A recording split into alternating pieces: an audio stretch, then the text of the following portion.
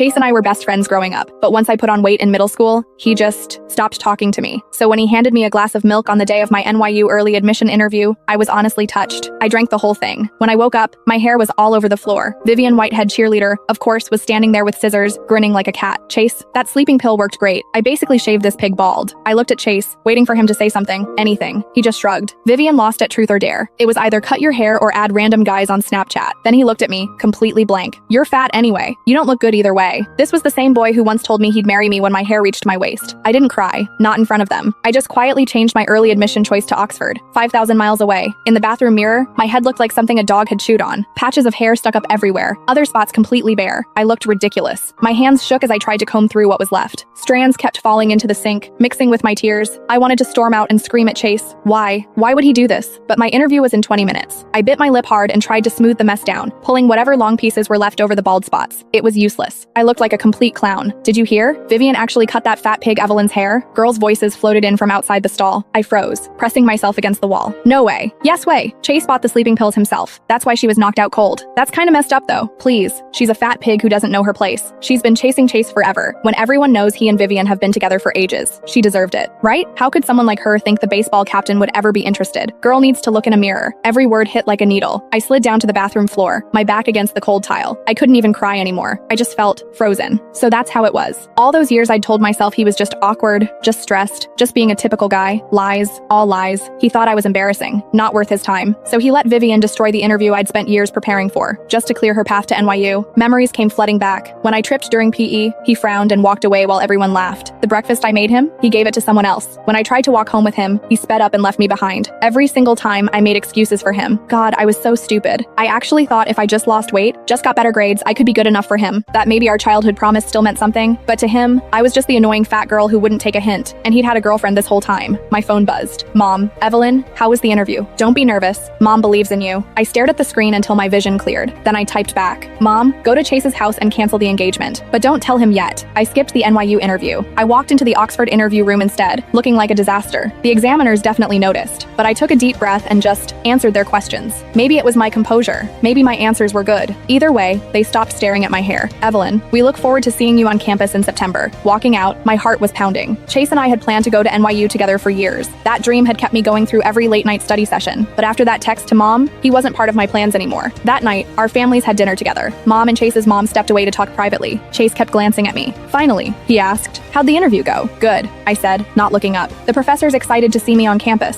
His face changed. "With your grades? NYU was a sure thing. Why'd you have to compete for the early admission spot? That's pretty selfish." Selfish? I almost laughed.